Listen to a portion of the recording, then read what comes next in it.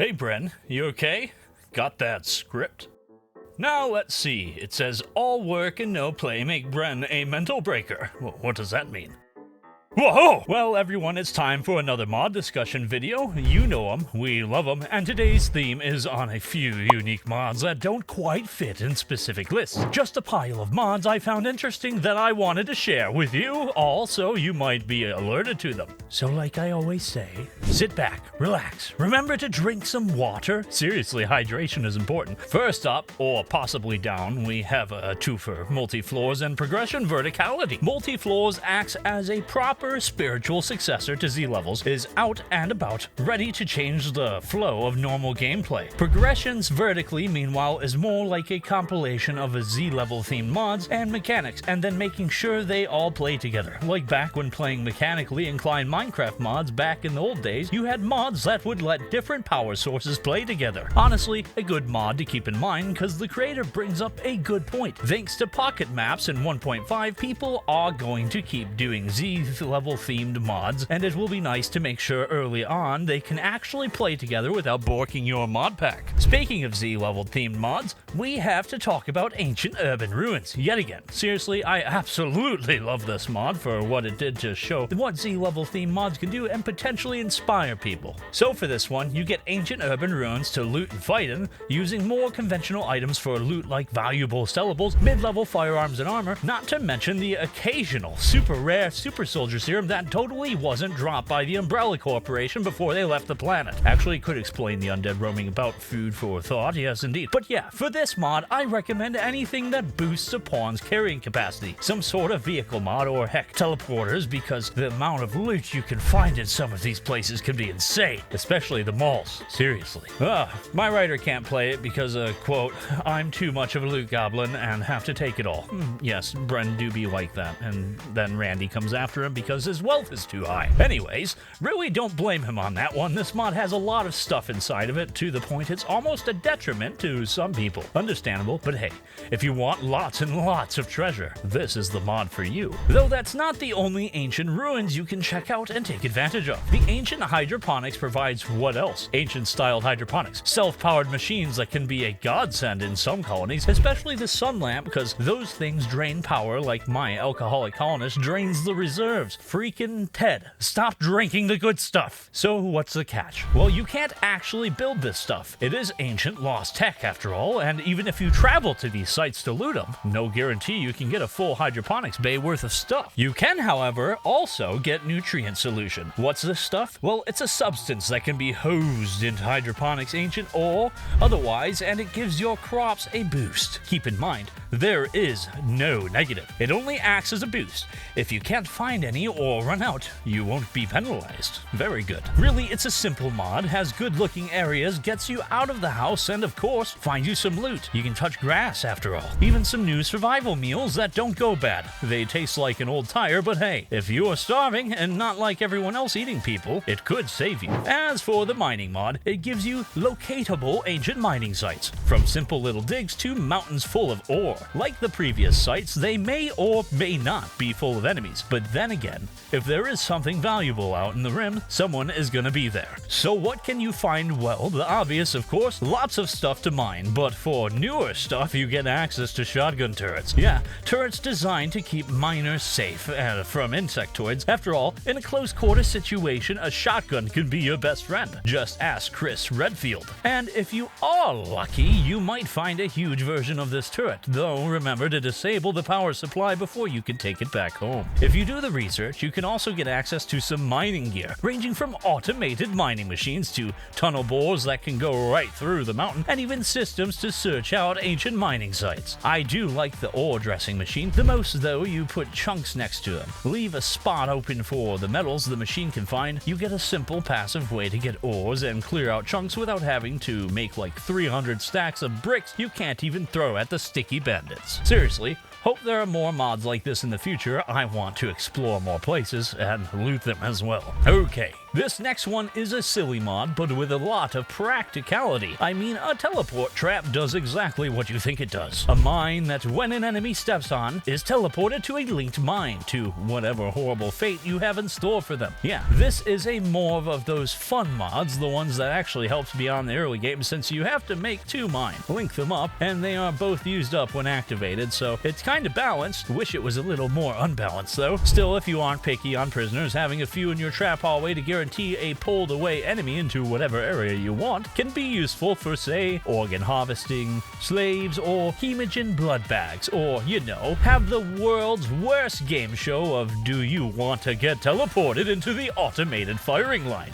Trademarked, of course. Yeah, feel like it won't last more than 1 season, but hey, this mod might get a few chuckles out of you like it did for me. Now for mods that actually will be useful. I recommend the World Tech Level mod. A simple mod that makes sure all technology above a certain threshold you set won't appear. So say you want to live in nothing but a medieval society, you can without having to worry about suddenly being attacked by mechanoids. Funny as that would be though. However, there is more to this mod. You have options. Lots of them. Like say you want to play a tribal colony whose research allowed them to go beyond the scope of the world. So you could end up the dominant force in marine armor versus their knights. Go for it. There are other filters too, from research to xenotypes, to even if ancient roads appear if you want to make the world untainted by previous people out on the rim. Yeah, use this for medieval playthroughs and you won't have as many headaches, or any other runs you want to do with it. It's very versatile. So this next one is pretty useful for day-to-day maintenance of your colony base. Auto harvest zones. Now this might seem like a mod you don't need, but think about this. You ever notice that enemies can take cover out in the woods when they fight? How about trees are always growing on the ground?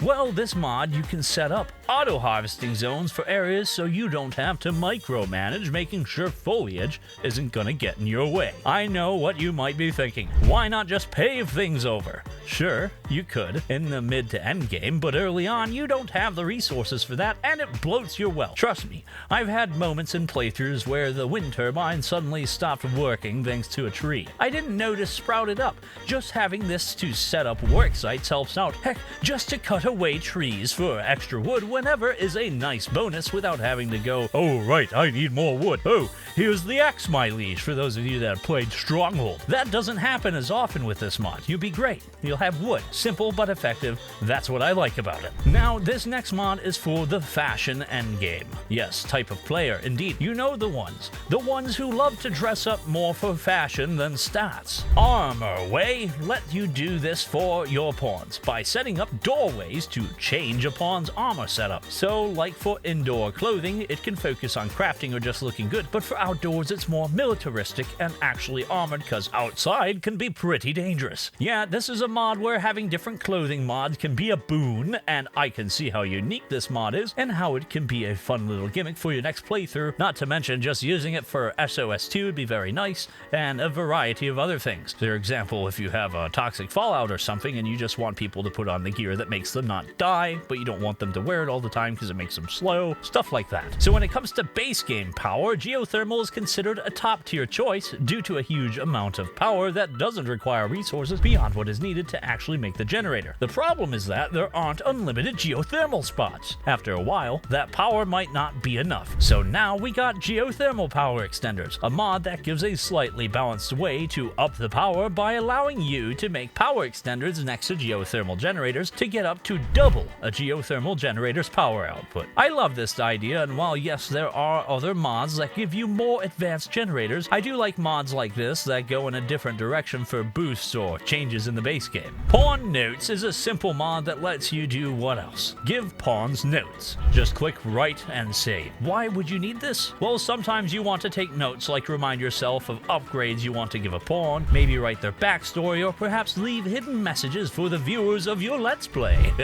Better to have this mod and not need it, and to need it and not have it. So, want a way to rule over the skies? Try satellites. Can't get any higher than the planetary gravitational radius if you ask me. And with this buildable and launchable satellite satellites, you will have access to ways to make what you want without having to, you know, make that yourself. Research more options for more ways to take advantage of the AI, or pawns in space to help your colony down below. Stuff like research, making resources, or perhaps go full modern warfare and unleash hell from above. Ah, yes, no one likes kinetic bombardment like Noobert does. It's wonderful. Not exactly save our ship, but it is a pretty cool endgame goal to have a bunch of satellites that can sail around the world occasionally and be in range to do some trading for resources and gear. Yeah, hopefully there will be more satellites in the future, and maybe with some mod integration, could see a full series on this. Or you know, maybe I just want an anomaly-based one that lets me unleash some horrors on my opponents from above. Or maybe some Attack on Titan, dropping the peoples from above and they transform into giant monsters. Anyways, now this next mod impresses me deeply. Seriously, Majo, good work on this Rimworld 3D mod, which does what else? Makes your game 3D. Yeah, I don't need to say much more about this. It's a cool concept and honestly doesn't look so bad. Bit of a Paper Mario-esque look to me. No idea how it will play with some mods, but could be worth a try if only for the chuck. And if you want to learn more about how he actually did it, Majo actually put one out as a YouTube video in both English and Spanish explaining the process. Might want to check that out. I know I will be after I finish recording these lines. So Bren, mind stop writing stuff so I can stop talking. Seriously, man, stop typing these words. Wait, why are you including in the script me telling you to stop? Okay, this is getting too weird. Moving on. Wait, where'd the lines go? Oh, they're back! Oh, thank goodness. Oh, I see why he did that, because I'm making him talk about this next mod. Brain rot backstories! Of course. With all the cringe it comes with. Yeah, it's exactly what you think it is. A bunch of insane backstories that may or may not help your pawns in day-to-day life. Though I would assume that certified Fortnite gamer would be good at gunplay, right? Or dabbing on the haters makes them good at talking things out, I hope. Okay, maybe thinking about all this is going to drive me to insanity. Alright, let's cleanse the palate just a bit after that. How about that AI? Yeah, there are actually AI-based mods out on the Open Rim. One being the OpenAI Ask Upon mod. It does what you think it does, allowing you to ask upon stuff and they reply based on their region, their background, and even stuff they have. Honestly, not a bad way to add a bit more flavor, or at the very least, come kind of, can you beat Rimworld by listening to your pawns? Actually put a pin on that. Could be an interesting one-off video, or something, or a stream idea. Having to obey the whims of the pawns. Yeah, we're doomed. The other AI mod to talk about is the AI art mod, which does what else? Make AI artwork of Rimworld. Artwork, yes, and characters. Now, I can't say much about a character art, given Rimworld doesn't exactly have the character description of Dwarf Fortress that lets artists have a lot of ways to make their characters come to life. It does have artwork that makes you go, wonder how that would actually look. Yeah, I feel like the AI artwork program is the right way to go about it, and you can find all your local Rimworld files under AI art. I'll put on screen some of the more interesting pieces of art throughout the rest of this video.